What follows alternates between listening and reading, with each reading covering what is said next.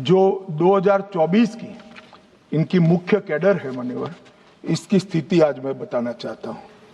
Central committee member और पोलिट bureau member 2024 की शुरुआत में कुल 21 थे। मेरी बात ध्यान से सुनिएगा, ये इनकी पार्टी का केंद्रीय नेतृत्व है। 21 थे, एक पकड़ा गया है, 7 सरेंडर हुए हैं, 12 मारे गए हैं और एक फरार है, उसके साथ भी वार्ता चल रही है। मुझे लगता है वो भी जल्दी सरेंडर कर देंगे। तो 21 के 21 सेंट्रल कमिटी मेंबर और पोलिट ब्यूरो मेंबर समाप्त हो चुके हैं और केंद्रीय व्यवस्था उनकी टूट चुकी। दंड कार्यालय में 27 स्टेट कमेटी थी, 27 की स्टेट कमेटी थी, 3 अरेस्ट हुए, 20 सरेंडर हुए, 11 मारे गए और 2 से बातचीत चालू हुई है। वो भी 37 के 37 लोग दंडकारण्य जो उनकी मुख्य स्टेट कमेटी थी वो समाप्त हो चुकी। Madhya Pradesh, Maharashtra, Chhattisgarh MMC state committee 3 surrender कर गए, 3 की ही बची थी। ओडिशा 4 बचे थे, 1 सरेंडर करा, 3 मारे गए। ओएससी ओडिशा 5 सरेंडर करे, 5 मारे गए, 10 ही थे। डिस्टर्ब रीजन ब्यूरो अरेस्ट 1 हुआ, 3 मारे गए, 1 फरार है, खाली मन 1 ही फरार है, तो 6 के 6 हो गए। और तेलंगाना में 6 सरेंडर हो गए, 3 मारे गए, 1 भी नहीं बचा है। तो उनकी पोलिट ब्यूरो मेंबर और सीएमसी ये पूरा समाप्त हो चुका है। और हमने लक्ष्य किया था कि 31 मार्च को नक्सल मुक्त करेंगे। मैं पूरी व्यवस्था होने के बाद देश को भी सूचित करूंगा, मगर मैं ऐसा बोल सकता हूं, धड़ल्ले से बोल सकता हूं कि हम नक्सल मुक्त हो गए हैं, ऐसा कहने में कोई तकलीफ नहीं। मान्यवर बसवराजू इनके महासचिव न्यूट्रलाइज हुए। हिडमा जिन्होंने 27 लोगों को मारा था, 28 वर्ष से एक्टिव थे। बसवराजू जी 49 वर्ष से एक्टिव थे। विवेक 40 वर्ष से एक्टिव था, न्यूट्रलाइज हुआ। गजरल्ला रवि 11 वर्ष से एक्टिव थे, न्यूट्रलाइज हुए। कदारी सत्यनारायण रेड्डी 46 वर्ष से एक्टिव थे, न्यूट्रलाइज हुए। गणेश उइके 44 वर्ष से एक्टिव थे, न्यूट्रलाइज हुए। वेणुगोपाल आत्मसमर्पण किया, 46 वर्ष से एक्टिव थे। वासुदेव आत्मसमर्पण किया, 36 वर्ष से एक्टिव थे। पल्लूरी प्रसाद राव चंदना 46 वर्ष से एक्टिव थे, आत्मसमर्पण किया। रामदेव माझी देवू 36 वर्ष से एक्टिव थे, समर्पण किया।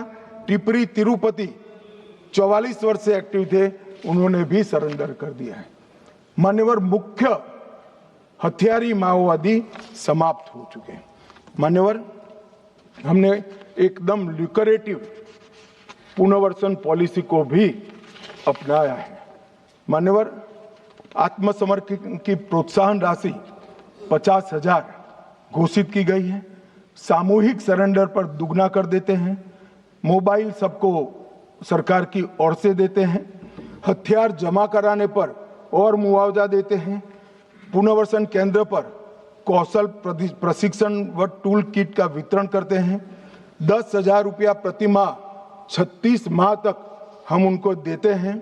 सभी को मोदी जी ने प्रधानमंत्री आवास योजना की गिफ्ट दी है।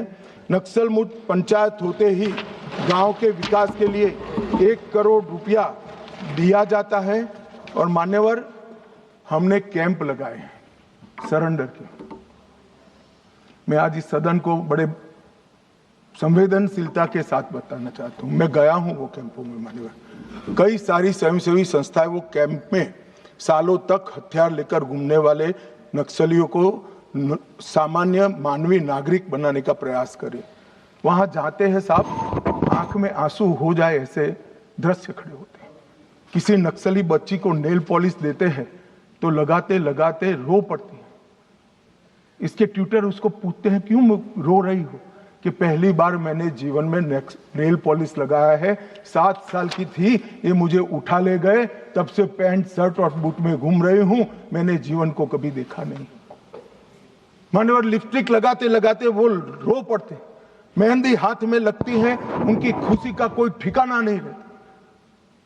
वहां पर बस्तर में मान्यवर साप्ताहिक बाजार लगते हैं, उनके माँ बाप को मिलने के लिए ले जाते हैं।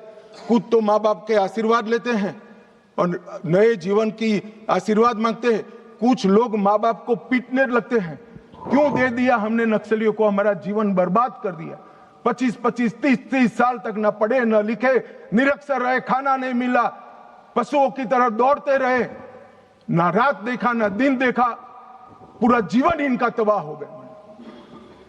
और जिसको भी ये नक्सलवादी हिंसा अन्याय का सामना लगती है, मेरे सबसे करबद्ध निवेदन है, एक कैंप में जाकर 2 रात बिताइए, आपको मालूम पड़ेगा ये नक्सलवादियों ने क्या किया। और यहां बैठकर फैशनेबल तरीके से इनका पक्ष लेना कि इनकी सुनो, इनसे चर्चा करो, बहुत सरल है किसी के पास जवाब? ये 15,000 बच्चों का जीवन बर्बाद कर दिए, कौन जिम्मेदार है किसी के पास जवाब? क्या सारे बुद्धिजीवी अर्बन नक्सल जाकर देखिए कैंप में आपने क्या किया है। आप तो इसी चैम्बर में बैठकर कोर्ट के प्रोटेक्शन के अंदर आर्टिकल लिखते रहते हैं, वहां जीवन के जीवन उजड़ गए हैं और किसी को परवाह नहीं है। अपने आप को ह्यूमन राइट का चैंपियन मानते हैं। मैं पूछना चाहता हूं, 32 साल की आयु तक मेहंदी न लगाने वाली बच्ची के ह्यूमन राइट का कौन चिंता करेगा? मान्यवर, उसकी चिंता नरेंद्र मोदी करेंगे और कोई। इनका अधिकार जो छीन लिया है, इसका हिसाब कभी न कभी देना पड़ेगा। मैं तो जन्म से हिंदू हूं मान्यवर, कर्मों में मानता हूं। जिन्होंने भी शब्द से भी प्रचिन्न समर्थन नक्सलाइटियों का किया है, वो सब इस पाप के इतने ही भागीदार है जितना बंदूक लेकर घूमे। मान्यवर, इनकी नौकरी और रोजगार के लिए हमने ढेर सारे प्रयास किए। मान्यवर, कौशल केंद्र बनाए, 12वां इनके बच्चों के लिए 12वीं तक की मुफ्त शिक्षा करी है। महिलाओं को 2 लाख का और पुरुषों को 5 लाख का ऋण की व्यवस्था है। वहां बस्तर ओलंपिक और बस्तर पंडुम, इसके माध्यम से संस्कृति और खेल का हम बढ़ावा कर रहे हैं। और वहां पर अब 1,20,000 कलाकारों ने बस्तर पंडुम में भागीदारी ली और 5,50,000 आदिवासी खेल खेले। मेरा तो विपक्ष के सभी उन सदस्यों से विनती है कि जो इसको न्याय की लड़ाई कहते हैं, वो बस्तर पंडुम और बस्तर ओलंपिक में जाएं। मान्यवर, मेरे घर पर जिनके पैर उड़ गए, हाथ कट गए, आंख चली गई, ऐसे लोग आए थे, नाश्ता किए थे। मैं जानता हूं उनकी वेदना। राष्ट्रपति जी ने भी उनको बुलाया था। कभी 1 घंटा तो उनके लिए निकालो भाई। इन पर जुर्म डालने वाले के लिए भाषण करने के लिए आपके पास बहुत समय है। वो जुर्म का परिणाम देखने के लिए 1 घंटा निकालिए, ऐसा मेरा निवेदन।